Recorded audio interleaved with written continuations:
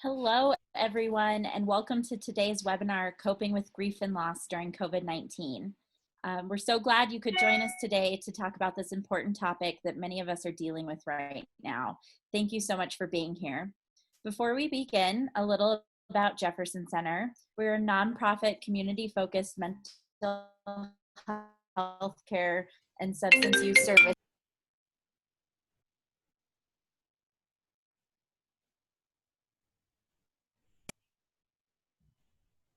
Sorry, everyone, technical difficulties.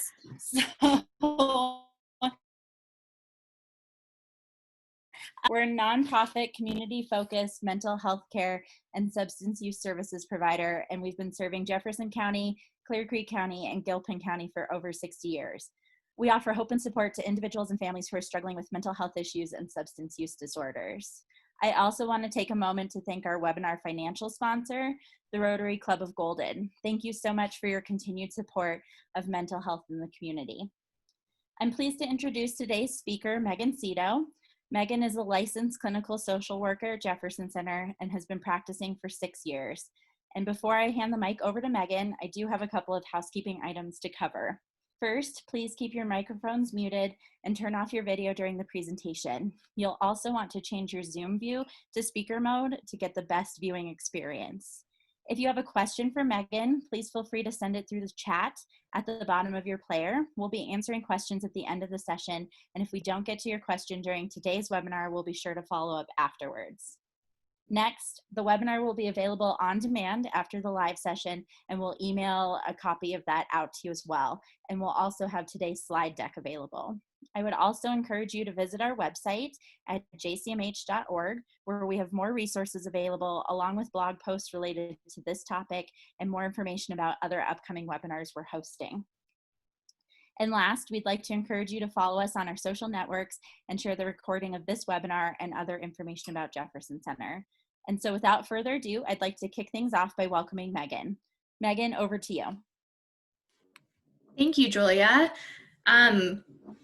Welcome, everyone. This is actually my first time doing a Zoom webinar, so I appreciate your guys' patience with any potential technical difficulties. I am working from home, as you can see, so if you hear my dogs barking in the background, I apologize for that as well.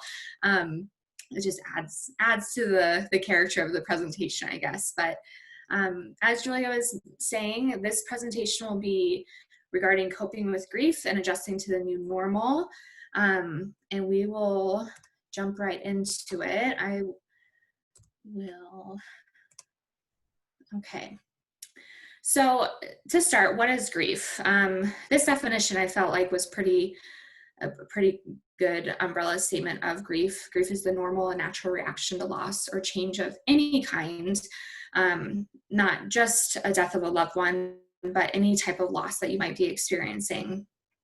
What I find so powerful about grief is that it is both a universal and personal experience, and every single one of us has experienced some sort of loss. And because of that, it makes it such a universal experience, but how each of us reacts to those losses is what makes it a personal thing as well. There's also something called anticipatory grief. That is basically what we start to feel about things that the future holds that we're not really certain is going to happen.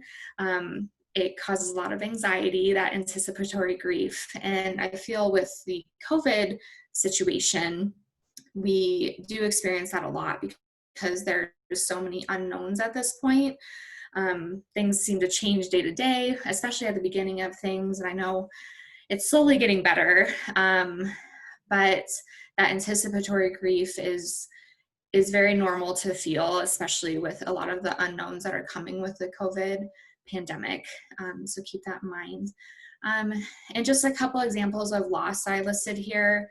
Obviously, a death of a loved one, job loss of sense of security or normalcy.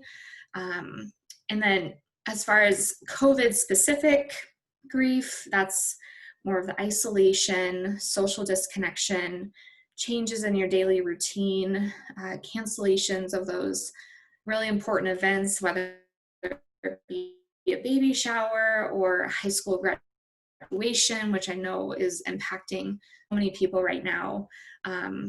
So those are just examples of losses that we could be experiencing at this point. I'm going to go over the stages of grief. Most, if not all of you, probably have heard about the stages of grief at some point in your life, but figured I would at least go over them and review them specifically in relation to the COVID pandemic. Elizabeth Kubler-Ross developed the 5 stages of grief, and they are denial, anger, bargaining, depression, and acceptance. So as far as these stages within the pandemic, I wrote down some things that you might be hearing or might have heard over the last several weeks from different people, and depending on what stage they might be in. So the first one is denial. So that's more of the resistance to facts and the disbelief that people are experiencing. People are saying, this virus won't affect me. The flu, it kills more people every year. This isn't a big deal. Anger is more of the blaming that you can hear, saying things like, you're making us stay home and taking away our freedoms. This isn't fair. Why didn't anyone get ahead of this before it got so bad? Things like that. Bargaining, you'll hear people say, okay, fine, I'll social distance for 2 weeks and then everything will go back to normal, right? This is all temporary and it'll save lives, so it'll be worth it. And then you'll hear the depression. So that's more when you start to hear kind of the helplessness and the hopelessness, people in a way giving up a little bit of their positivity, saying things like, when is this all going to end? What's the point? We're all going to get sick anyways. Just forget everything. And then acceptance. Acceptance is kind of more exploring options and moving forward. So acceptance, you hear, okay, this is happening. I have to figure out how to proceed. Let's do something.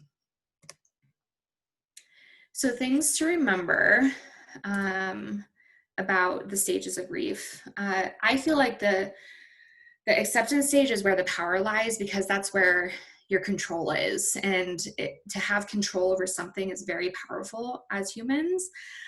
So that's where you can take those action steps like washing your hands, social distancing, learning how to work remotely, doing the whole homeschool thing for you parents out there. That's where the power lies, is within that acceptance stage, but it can take a while to get to that stage.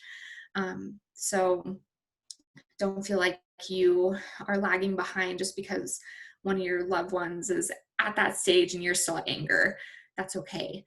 And kind of to piggyback on that point, these stages are not linear whatsoever. You don't necessarily go from denial to anger to bargaining through the end perfectly fine. You can bounce back and forth, and that's completely okay. And it's also a good thing to remember, because some people will be at that anger stage for a while and then jump to depression and then jump back to denial. And so being understanding of how those stages aren't linear for everyone is helpful to kind of give people more grace. And then again, everyone has a unique grieving process. So how you react to something might not be how your mom or your husband or your partner reacts. Process that they're going to go hands. So that's the stages of grief, just kind of a brief overview of that. So as far as coping with a loss of a loved one, so this is kind of more specific to people who have experienced a death of a loved one through this pandemic. I think one of the most important things to acknowledge with experiencing any type of loss, especially a loss of a loved one is acknowledging that grieving during this time is more difficult than coping with loss outside of a pandemic, because there are so many more factors that are going to be compounding your grief, which makes it a lot harder to process those grieving feelings and to find closure. Obviously we've been hearing on the news about people who have been passing away by themselves in the hospital, how medical staff have become pseudo family members for these people who are by themselves, or if there's only one family member who is allowed to be with that person as they pass away, that makes the grieving process 100 times harder. And then, of course, having funerals be delayed or not be able to happen at all those things come into play to impact how you process and cope with this loss. So one of the most important things to do is acknowledging that, like I said, it's difficult to cope than it is another time. So really give yourself a lot of space and a lot of understanding if you're having a harder time than usual, per se. And then staying connected is a very important piece as far as helping with your coping, especially staying connected to people who have maybe lost a loved one themselves, or you are connected by family and they lost the same loved one as you, because they have that empathy and understanding of how you're feeling, more so than somebody who might not have lost somebody during this pandemic. And I know it's difficult to stay connected. And one thing I would recommend, and one thing I've recommended to my clients, is actually, as silly as might sound, is making actual appointments with your family or your friends who provide you the best support. Like writing it down in a planner, saying, okay, on Friday afternoon at 3:00, we're gonna FaceTime, or we're gonna do a social distancing get together at a park, just so it helps with your accountability and it helps with your follow through. And I can guarantee you, even if that day comes and you're not feeling quite up to talking with anyone, I bet I can guarantee you you're going to feel better. Alternate between loss and restorative this. It's really important to maintain a balance within your mind. And so a loss activity are those activities like crying, looking at old photos of that person, talking about memories of that person with whoever might be around. And then restorative activities are more for yourself, like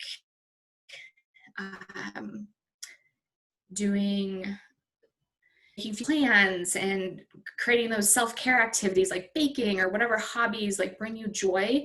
That really helps to balance in your mind so you're not completely inundated by that loss. Because they're both important to acknowledge that loss and to feel how you're feeling, but then also to have more of the restorative, happier activities to bring balance within your mindset. And then finally, developing new rituals to cope with the loss. As I said, I know a lot of funerals are at this point delayed, or they might not be happening at all, just depending on how the process of things are with funeral homes and things. So being able to we rely a lot the funerals as that final piece of the grieving process to get that closure. And without that, we're kind of at a loss of what to do with this grief that we're feeling, because we don't really have anywhere to put it in a way. We don't have that specific event that we can say, okay, like I'm going to say my official goodbyes and honor this person. So think of different creative ways that you can have those rituals that can allow that closure for yourself. I've heard of people, of course, going to parks and releasing balloons, lighting paper lanterns and letting those go. Whatever is still appropriate for the social distancing and being safe and healthy, but there's so many different creative ways and what you can do to honor your loved one that you've lost. And this also can kind of go along with graduations, the high school graduations, or even the 6th grade graduations that aren't able to happen. I know it's not relating to loss of a loved one, but you can still find different rituals that you can do to honor and represent those ceremonies as well. I've of course, we've all heard about the drive-by birthday celebrations or the graduations. The people are lining the streets in their cars while the graduate walks outside to the ceremony music, just to acknowledge that event is important for everyone involved. So as far as our loss of normalcy, and I'm going to be talking about kind of the tools and techniques to cope with these different losses in the next slide, but I just wanted to at least touch on the loss of normalcy as well, along with loss of loved ones, because I feel that every single one of us has dealt with the loss of normalcy at this point due to COVID, and we've all had to restructure our lives and our routines, and that can be very difficult. And that kind of relates to the ambiguous loss. So ambiguous loss is somewhat like an example would be a loss of your sense of safety, loss of your personal freedoms, those loss of social connections. Those are the things that are a bit more difficult to define as losses, and they kind of lack the clarity compared to losing a loved one, because death is very specific. It has a very it's just very black and white, compared to those kind of ambiguous losses are a bit more gray, and it kind of causes a bit more difficulty to define them and really put them in a box. So keep those in mind. Fluctuating emotions.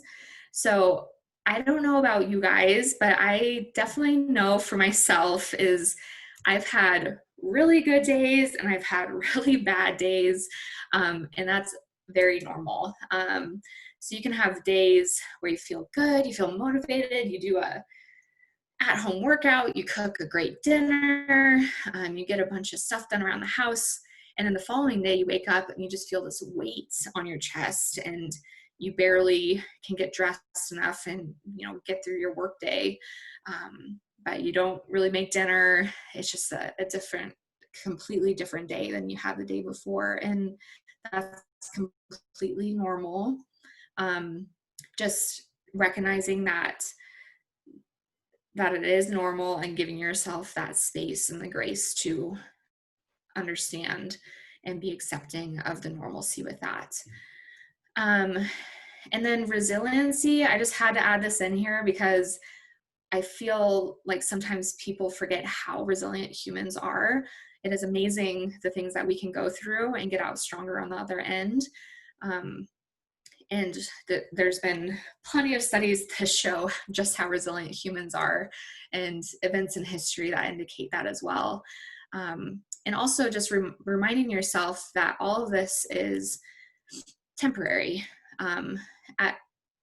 Eventually, although I know we don't have a timeline as much as I'm sure many of you would love to know a specific end date for all of this, it's temporary, and eventually our normalcy and our routines will get back to where they were before. So keeping that in mind and reminding yourself of that on your hard days is something that could help.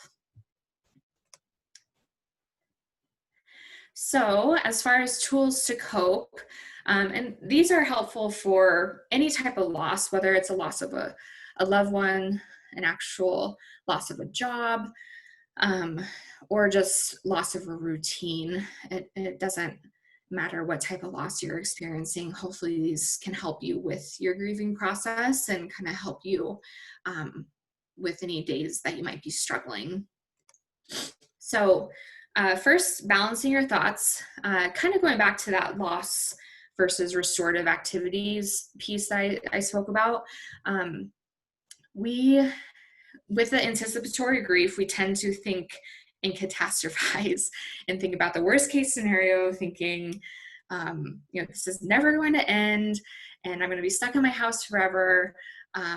Or I'm going to get sick and I'm going to die, or another one of my loved ones is going to pass away. And we tend as humans to think about the worst case scenarios. I feel like it's almost a protective factor that we have just to prepare ourselves for the worst in a way. But what my challenge to you will be is to balance your thoughts. When you think about the worst case scenario, think about the best case scenario in that case as well. And it takes a very big conscious effort to do this because we do tend to go to the negative in a lot of cases. But being able to combat the worst case scenario with the best really helps you to remain balanced and to remain positive. And after a while, you can actually train your brain to start thinking of the positives where it's less conscious, it's more subconscious, where you can just immediately combat a bad worst case scenario with the best. Staying present and mindful. I'm sure all of you have heard about mindfulness activities and being present. I just wanted to touch on that again because it is so important. Journaling really helps with mindfulness, just being able to write down your thoughts, what's going on in your life. Even if it's not a lot, you can still write it down, and it just kind of helps you to be mindful of what's going on. Staying present. One technique that I give my clients is the 5 senses. 5 things that you can see, 4 things that you can hear, 3 things that you can smell or feel, just focusing on the 5 senses. That really helps you to remain present and in the moment, especially when you feel your mind start to wander, or if you start to excessively worry, that can kind of bring you back to the moment. Box breathing. This is really helpful for when you start to feel anxious or overwhelmed. Box breathing, and it's in a shape of a box is what I tend to think of with this, but what you do is you breathe in for 4 seconds, and then you hold for 4 seconds, and then you breathe out for 4 seconds, and then you hold for 4 seconds, and then you repeat that as many times as you really want. And what's helpful about this technique is when you have your anxious and overwhelming thoughts, being able to box breathe and counting while imagining the shape of a box, it brings you back, all your thoughts back to your forebrain, which is where you are reasonable and you make decisions, and it really helps calm you down. So another thing is focusing on what you can control. I know that's really difficult, especially when you see things on the news of people being irresponsible, or if you look out your window and you notice your neighbor not doing the seemingly right thing. But consciously try and focus on what you can control. You can wash your hands, you can have good hygiene, you can work from home, you can keep yourself and your family safe. And again, like I said before, there's a lot of power in control. So keep that in mind. Naming it. So talking about power, I feel there is so much power in being able to acknowledge your emotions. There's a saying that says emotions need motion. And that couldn't be more true. If you are the type of person, or if you've done this before, I certainly have. I'm guilty of this. Pushing your emotions down and bottling them up, they're eventually going to come out one way or the other, whether it is you exploding and yelling at your family unnecessarily, or they can come out more in a physical sense, like your back really hurts, your stomach is upset, you can't sleep very well. Those are all the emotions that you're trying to keep bottled up that are trying to get out. So naming it, being able to acknowledge how you're feeling, whether you're angry or sad or whatever you might be feeling, that it is so powerful to be able to speak how you're feeling. And if you don't have somebody in your life that you feel safe communicating your feelings with, journaling again is a great way to get them out, get those emotions out. And another thing kind of along those lines that I've noticed throughout the COVID pandemic is a lot of people have begun to discredit how they feel. So they say things like, I'm really sad, but I shouldn't be because, so many other people have it so much worse. And although that could be true, and it's good to kind of keep that perspective as well as far as the positives in your life, it's also really important not to discredit how you're feeling, because you are dealing with your reality at this point. And if you're feeling sad about it, that's okay.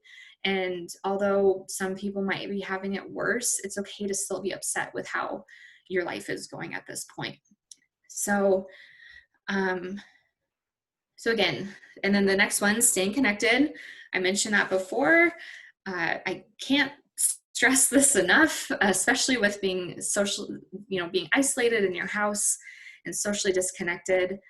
Staying connected in any way that you can is so important, with friends, families, religious institutions. I know different churches and organizations have been doing a lot of virtual get-togethers, which is such a nice option, just being able to pull something up online. It's just, again, I can't stress staying connected enough. It's so important during this time. So trying to maintain a routine and a schedule. Again, this kind of goes back to what you can control. With the COVID pandemic, there has been a lot of upheaval in people's routines and schedules and normal day-to-day. So really focusing on what you can have as a general routine and a schedule. So that might look like, and what I would recommend is going to bed at a certain time, waking up around the same time each day, eating healthy snacks, just whatever you can implement throughout the day that kind of keeps you on task. It would be really helpful with coping with your loss of normalcy, because it kind of adds that normal routine back into your life. Self-care and exercise, always important. Any type of self-care, everything looks different for each person, but exercise is really important. Studies have shown, even 10 minutes outside in the sunshine can stimulate the serotonin and all those feel-good chemicals in your brain. And vitamin D, it can help regulate sleep. All those really good positive things that we need right now. So try and implement even 10, 15 minutes a day of some sort of self-care and exercise for yourself. And then lastly, disconnecting from social media and the news. I know for myself, I definitely like to stay up to date with what's going on in the world. So I do watch the news, but I do set myself a time limit. So I watch roughly maybe an hour of news a day. And that's okay, especially if you do want to stay up to date with what's happening. That's perfectly fine, just as long as you can disconnect after a while, because there's a lot of negativity that comes along with watching the news and scrolling through social media. So being able to recognize when you need to step away is really important as well. And, one thing that just a reminder for social media, at least, really try hard not to compare what you see on social media to what you are experiencing in your real life, because as I'm sure everyone has heard, social media is not reality, and people are going to post their best days and their best family photos. They're not going to be posting about how they, struggled to get out of bed that morning, or how they locked themselves in a closet and cried for 20 minutes that day.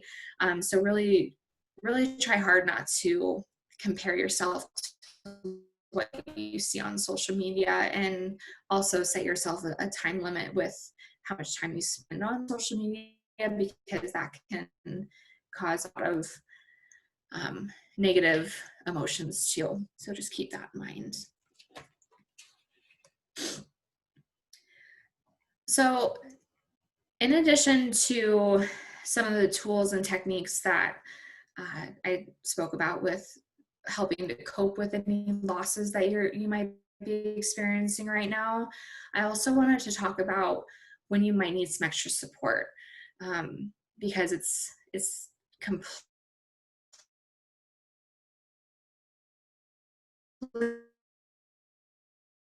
completely fine to recognize and need.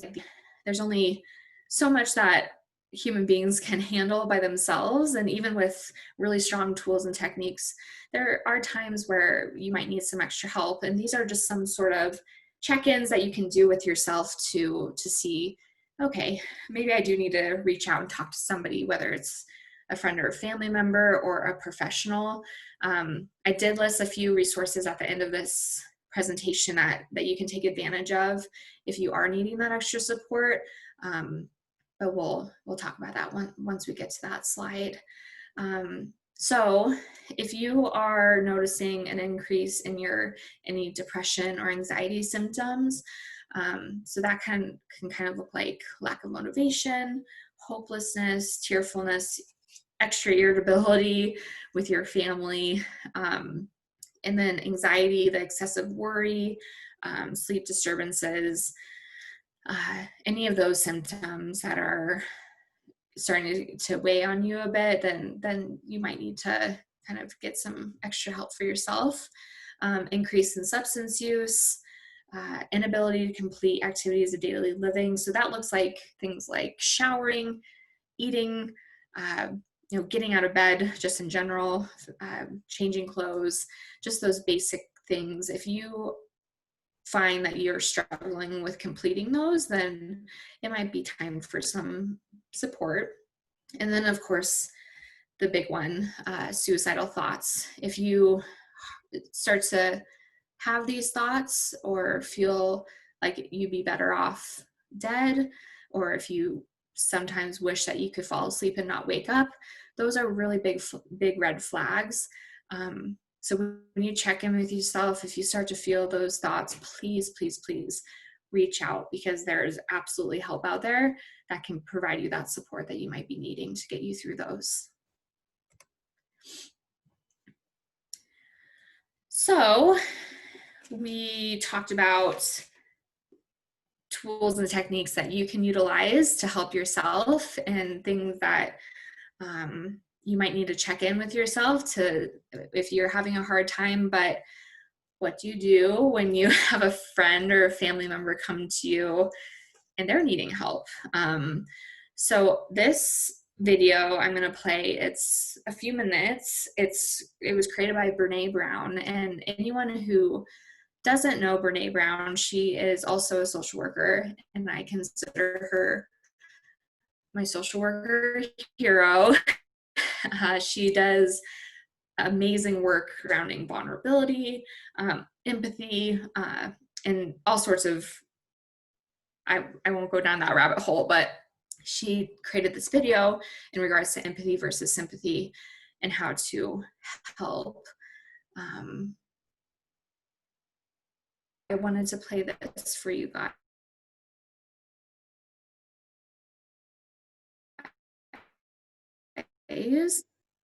Oops.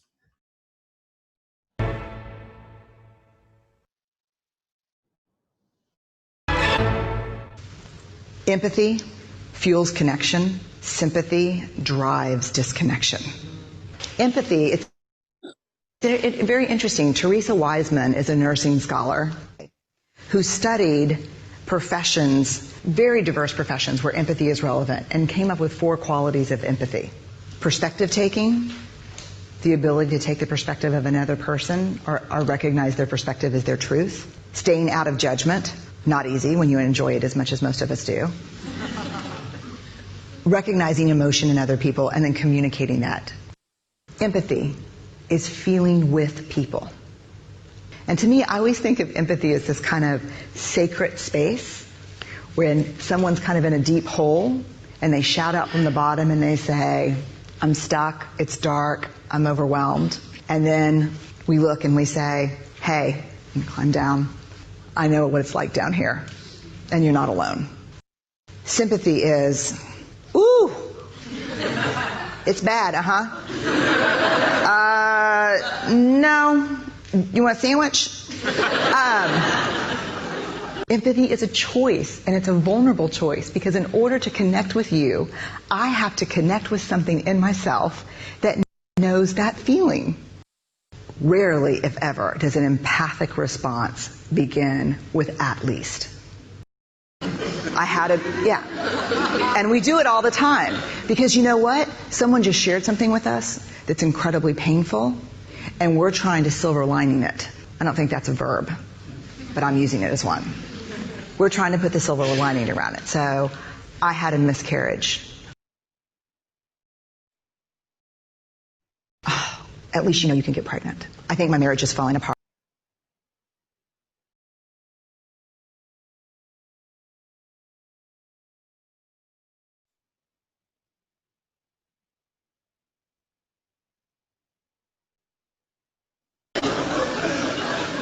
That's very difficult. I'd rather you say, I don't even know what to say right now, I'm just so glad you told me. Because the truth is, rarely can a response make something better. What makes something better is connection.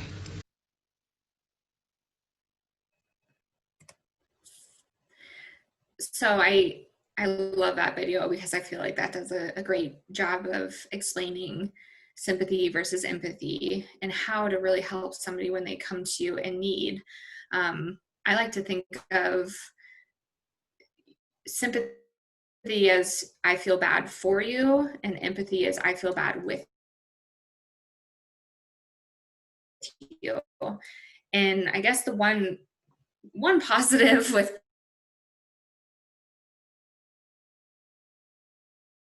that because we get it, we're all in it. So if somebody comes need that extra support, you being able to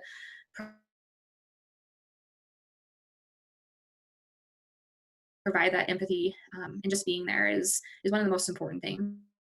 And I know it can be very overwhelming when somebody comes to you, especially if they have been having suicidal thoughts. Is just as impactful. So the things listed on this, those are pretty easy. Just being able to provide somebody with your full attention, not being on your phone when you're talking to them, nodding, giving them those nonverbal cues that you're understanding and you're hearing them. Empathetic understanding, just like we just talked about. And then checking in. I know so many times, through my life, I tell people who are struggling, oh, well, just let me know if you need anything. And being on the reverse end of that, I know if I'm in need of something, I don't typically reach out to people.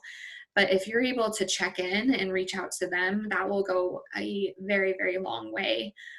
Even you can even say, hey, okay, I'm going to check in with you tomorrow evening. Just want to just make sure that you're doing okay. That's checking in is a really powerful thing as well. So I found this quote. This is kind of ending my presentation, by David Kessler, and he actually helped Elizabeth Kubler-Ross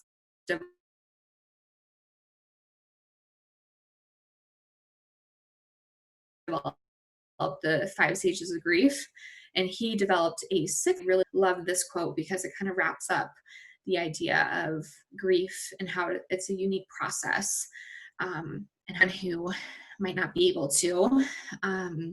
It says, each person's grief is as unique as their fingerprint, but what everyone has in common is that no matter how they grieve, they share a need for their grief to be witnessed. That doesn't mean needing someone to try and lessen it or reframe it for them. The need is for someone to be fully present to the magnitude of their loss without trying to point out the silver lining. So I just think that's a good reminder for us all to recognize when somebody might be hurting, or if it's yourself that is hurting, to be mindful of how you're feeling, how they're feeling, and not try and reframe it. Don't try and silver line the loss, whatever that loss might be. Recognize the feelings that are associated with their grief and support them through it, no matter what that might look like for them. So, and as I said, these are some resources that you guys can utilize. They're completely free, available 24/7, every day of the year. Obviously, the National Suicide Hotline is a big one that most people should know about. And then Colorado has our specific crisis services available as well. And that is their hotline, and then their website. There's chat options, there's texting options, and you don't necessarily have to be feeling suicidal to utilize these resources. But if you're just needing some extra support and want to talk to a mental health clinician, these are the resources that you can utilize to have those conversations. I added my email at the bottom of the slide. I have grief support group information. Those are also on Jefferson Center's website as well. But if you are wanting some additional support surrounding loss of a loved one, I'd be happy to send you some information. I'll preface that with saying I'm not 100% sure how they're operating at this point with COVID, but I'm sure we could find you something. So yeah, that's my presentation, and I hope it was helpful for you guys. And if there's any questions, I'd be happy to try and answer them. Meghan, thank you so much. Again, as a reminder, if you have a question, please drop it in the chat for Meghan and we'll get those answered. We have had a couple come in so far. The first one is, I have a senior in high school and he's really struggling with graduation and all the events being canceled. How can I talk to him about this and help him process his feelings of grief and cope with them? Yeah, that's a great question. And I'm sure he's struggling, as many seniors are, with everything that they're not able to do, because obviously as the culture we have expectations of what our senior year is going to look like with prom and graduation and all the summer activities. And now that that's changing, it's a big blow, especially to a teenager. So I think one thing is just kind of continuing to remind him that you're there, not forcing him to talk about it, but just continuing to say, I'm here if you want to talk, and being able to do something special for him. Like I talked about, like doing another type of ritual, even if it is getting together his core group of friends, and doing a pseudo ceremony, as silly as that might sound, it can at least provide that acknowledgement of the events for him. And then I know that now the restrictions are a little bit lifted, as far as now you can get together with a group of 10. If your family feels comfortable with that, getting his core group of friends together and then having a little mini celebration after the ceremony that you put on for him. But I think just continuing to remind him that you're there and that you're able to talk. I don't know, some teenagers, some of my clients that are teenagers, they don't like the face-to-face talking very much, but if you guys are doing something, if you're walking, so they don't have to actually like look at you face to face, that kind of helps open them up a bit more. If you're taking a walk around the park, or if he's a big writer or texter, it might sound silly to text your son, but that's to communicate, and they feel a lot more comfortable opening up in that way. So maybe just try different methods of communication with him too, to maybe help him open up with processing how he might be feeling with things. Great, thank you. So our next question is, this person says, thank you for going through the stages of grief. It really shed some light on what I've been feeling. Do you have any advice on how to get to that final stage? You know, that's a great question. And it's hard because it's such an individual processing time for people, depending on what they might be going through. I think really like being able to sit with your emotions and acknowledge where you're at with things kind of helps you process them. Like I mentioned, emotions need motion. So if you are stuck in the anger phase, write down what's making you angry. And then kind of combat that with maybe some reality testing, like, okay, I'm really angry that they're limiting my ability to go get my hair done. I know it's a silly example, but just something that came to my head. And then combat it with, okay, as angry as I am about that, I will eventually be able to go. And just do some reality testings around your emotions. And then if you have a person that you can go to kind of bounce things off of, that might be able to give you a different perspective too. That kind of helps process things as well. Like for myself, for example, I do tend to get stuck sometimes in that anger stage.